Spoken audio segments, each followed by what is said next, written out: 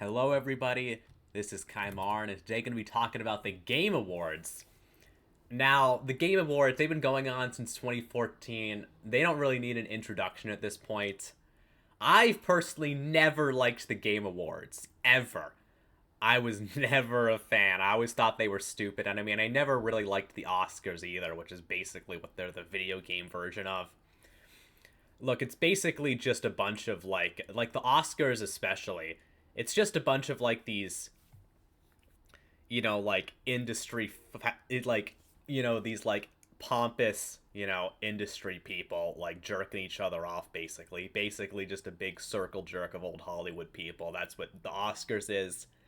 And the Game Awards is basically the same thing, although I don't even think we know how the Game Awards actually works, though. Like, we know how the Oscars selects all its winners and nominees. I don't think we know how the Game Awards does it, so it's even less transparent and thus even worse. But anyway, I guess it's.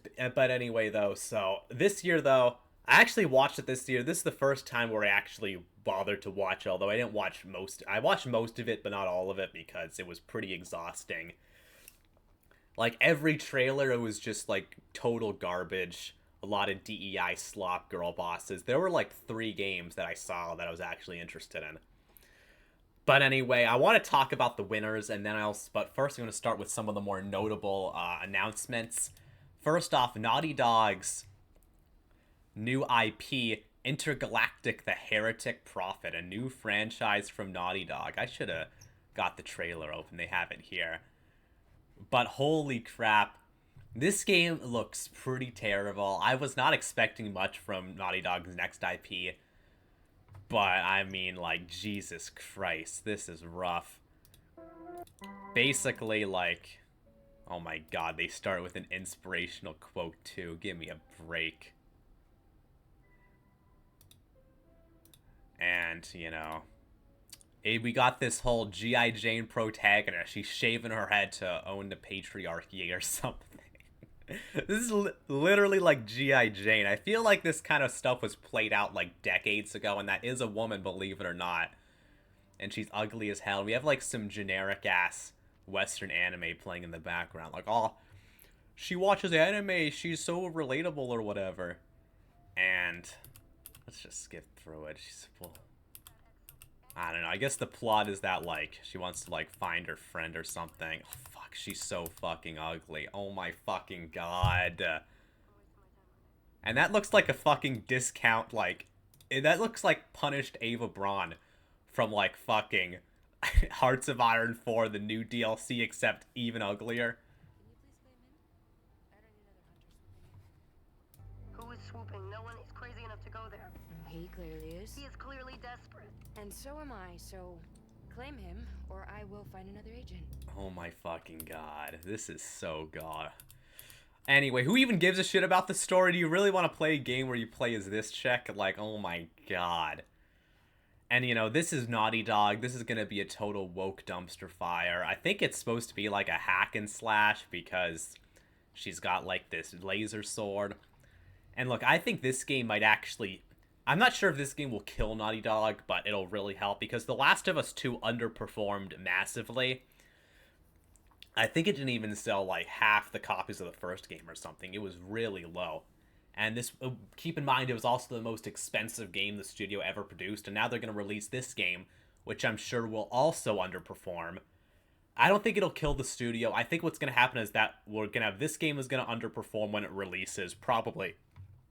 I think they're saying 2025, but we'll be lucky to get it by 2026. Or I guess unlucky to get it at all.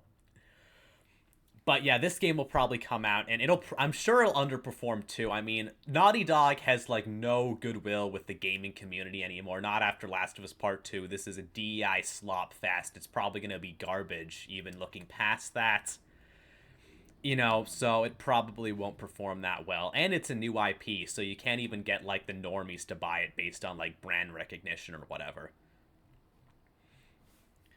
But, so I think what's going to happen is that this game will come out, it'll underperform, and then they'll release The Last of Us 3, which will also underperform, and I think that'll probably be the death knell for Naughty Dog. But anyway, though, so I don't have much to say about this. It's all like 80s based, even though it's like sci-fi 1,000 years in the future, because our culture is a snake eating itself.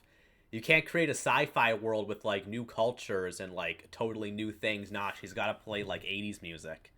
Like, I don't remember where it is, but she puts in like a... Yeah, it's supposed to be 80s based, but then... Yeah. Gotta play the shitty 80s music, right? Fuck, literally an Ouroboros. Anyway, though, next story. I won't go through this one as in much detail. I never really cared about The Witcher. I played The Witcher 3. I mean, I respected The Witcher and CD Projekt Red for the work that they did, but I was never a big fan of, the Witcher series. Although, even though I did try the third game. Oh my god, this website. Whatever, doesn't really matter. So The Witcher 4 has been announced, or it's been revealed in this cinematic trailer. By the way, this, there was like no gameplay in a lot of these trailers. Like this trailer, no freaking gameplay at all. It's just a big cinema. Actually, okay, I guess there's... Yeah, this doesn't really count as gameplay, does it? But there's no gameplay in this trailer. This whole trailer, it's basically like you got this European village, and they're gonna sacrifice this chick to a monster, and then Ciri, who is a character in the other game, shows up, and then she like tries to save the girl, but the girl gets killed anyway. It's basically just like religious white hillbillies bad or whatever. Look, The Witcher 4 is gonna be full woke. I already made a game about how CD Projekt Red is fully embracing DEI. But will it fail? It's kind of hard to say. Maybe. I mean, look, Cyberpunk was a disaster that had to be saved by an anime.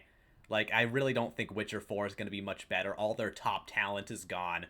The game's probably going to be mega expensive. So Witcher 4 might be a failure too, and, you can argue if it's going to be feminist or not, or, DEI slop. I mean, you can already hear a lot of these, like, shills coming out now. Like, oh, it's not woke because Ciri was in the other games. Although, she's a Witcher, apparently, in this game. Although, like, I'm not an expert on Witcher, but apparently her being a Witcher breaks a lot of the lore. So, the shills are just going to ignore that retcon. So, here's what she looks like in the trailer. And, here's what she looked like in the old games. Oh my god. This is definitely a downgrade. You definitely got the feminists coming in like, you can't have an attractive character. We have this bogus research that says that evil men can't take an attractive woman seriously. Jesus Christ, they massacred her, man. This is like, not as bad as like Mary Jane from Spider-Man 2, but it's up there, so. Look, so anyway, I think this game won't do that well. Will it do worse? Will it kill CD Projekt Red? Who knows, maybe. I don't think it's going to sell as well as, like, Witcher 3. I definitely think it's going to underperform. How badly, we'll see. And even how woke it is, we'll have to see, too.